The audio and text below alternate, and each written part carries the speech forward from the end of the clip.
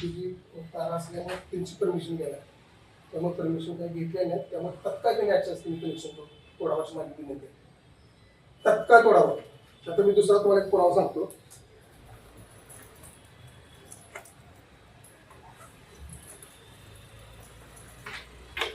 मी petrol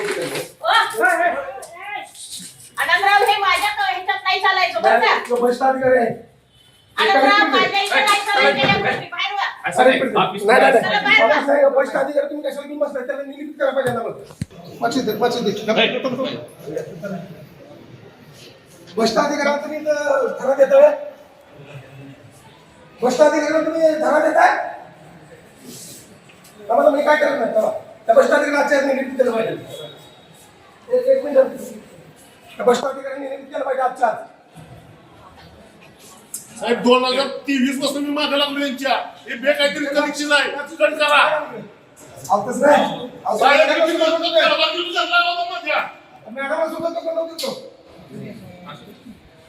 साहेब तुम्हाला मी काय दाखवलं होतं माझ्याकडे चूक झाली असेल मी धावला माफी मागतो म्हणून सांगितलं होतं.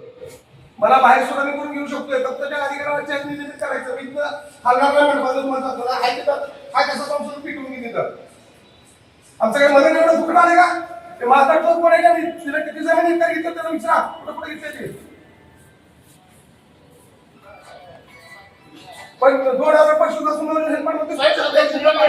तुमच्याकडे तलवारची केस आली होती उत्तरा दाखवला इतकीचा कनेक्शन तिसरीकडे जोडलंय मागली 25 HP ची दिलंय 35 HP. मॅडमला बाकी बाहेरून मोठ्याने विनंती आहे त्या कलेक्टर अधिकाऱ्याची चौकशी लावा तुम्ही तो अधिकारी निलंबित झाला पाहिजे तसा इकडे किंवा त्याच्या मोहितेला त्यांना निलंबित करण्याची ऑर्डर करा. भ्रष्ट अधिकाऱ्याला घेऊन दंडाधिकारी बसू नये अंत बघतोय का आमचा तो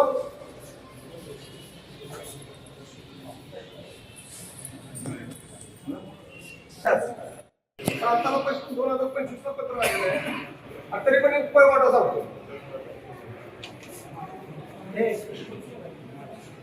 नाही नको शर्ट साहेब नाही शर्ट काय नको मला माझा फक्त अंत बघू नका ह्या माणसाची परिस्थिती मला माहित आहे काय मी करणार आहे मी संपलं तर माझं एक कुटुंबात होण्यापेक्षा मी एकटा माझा झालेलं चांगलं नाही साहेब खरी परिस्थिती साहेब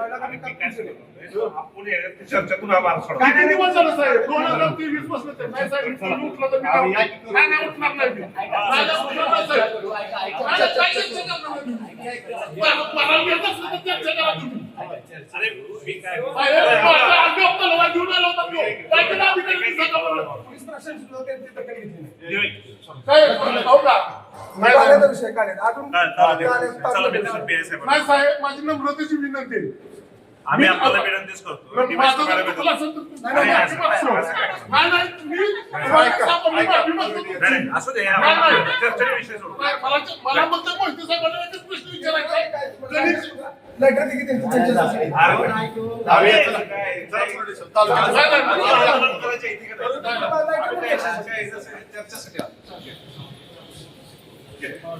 आम्ही आहोत नसू साहेब दोन दिवस झाले कोकणी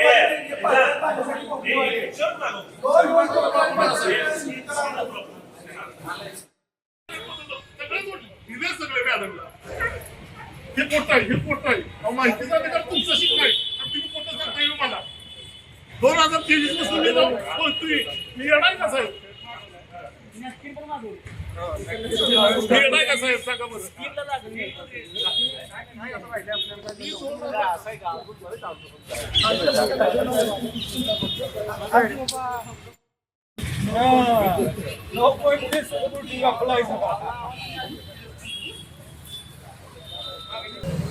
संकेत हिंदूराव थोरात राहणार काले त्यांनी 2023 पासून विविध कार्यालयामध्ये पत्रव्यवहार केले.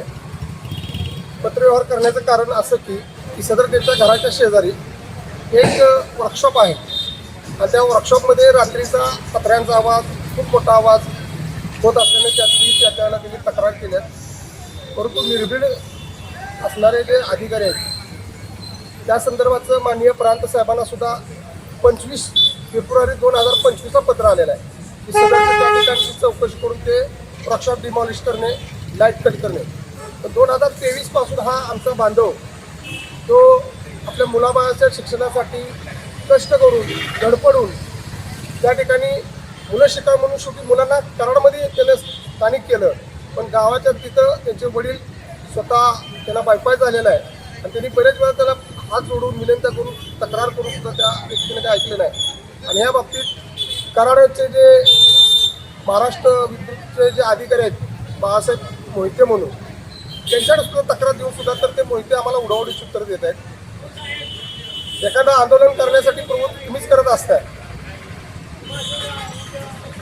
खरं तर त्या मोहितेने एखाद्या हेवी लाईटच्या खाली एखाद्या बांधकामाची परवानगी देत असताना पारशीत कंपनीची परवानगी लागते न हरकत दाखला लागतो तोही घेतलेला नाही. आणि अगदी त्या पद्धतीने ते आपला दर वर्षाप्रमाणे आपलं 4 पैसे घेऊन कंपनीवाल्याकडून त्याची पाठराखण करतोय आणि या कुटुंबावरती अन्याय करतोय.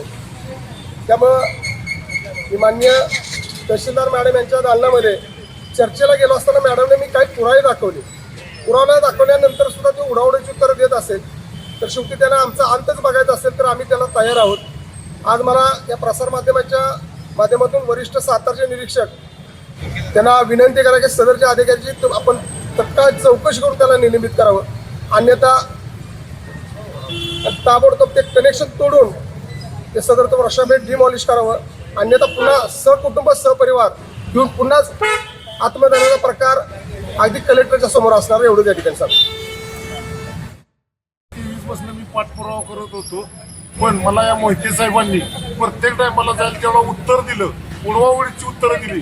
सगळी उडवाउडीची उत्तरं घेऊन मी हायकोर्टाला गेलो आणि हायकोर्टाचं पिटिशन दाखल करून माझ्या बाजूने निकाल आला. तर त्या निकालात मराठी भाषा वळवळ तशी वळवून त्यानं निकालात गोलमाल केलं आणि हो आदेश आम्हाला मान्य नाही म्हणून सांगितला. म्हणजे कोर्टाचा आदेश सुद्धा त्यानं पायाखाली टाकला. त्यामुळे मी आत्मदहन करण्यासाठी निर्भय झालेलो आहे.